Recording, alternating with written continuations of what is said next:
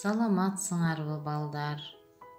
Анда эмесе силер менен бүгүн кайрадан кыргыз тили жана адабият мугалими Бекеева Гүлшанай Сапаралиевна. Балдар, кыргыз тили сабагыбыз башталды.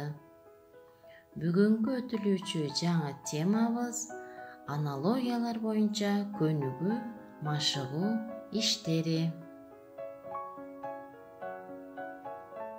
Биринчи көнүгүү.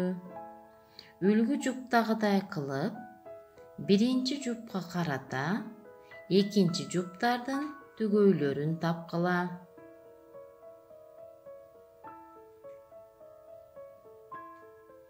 Биринчи үлгү жуубуз буудай, нан, күрүч, пало. Балдар, буудайдан нан жасалат, күрүчтөн пало жасалат экен. Машина, тормоз, ат, тизгин. Эми балдар, калган мисалдарыбызды өз алдыбызча үлгү жуптагыдай кылып ар бирибиз аткарабыз.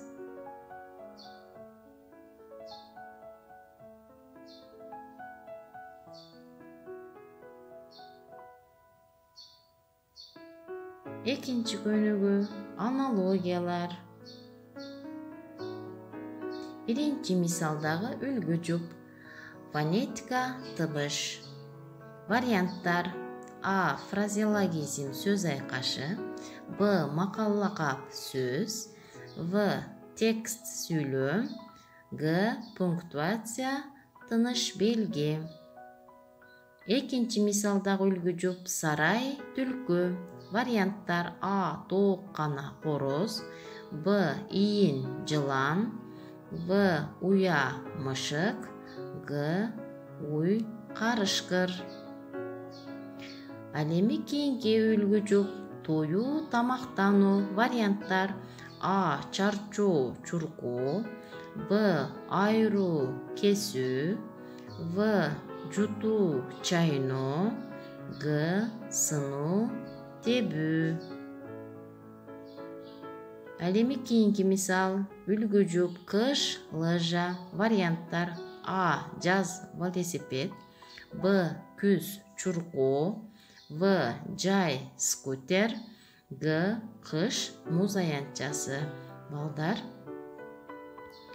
варианттарга көңүл буруп, туурасын белгилейбиз. Анда эмесе үйгө тапшырма. Менин максатым деген темада ар бирибиз өз алдынча эссе жазабыз. Анда эмесе балдар, сабагыбыз соңуна чыкты. Саламатта калгыла.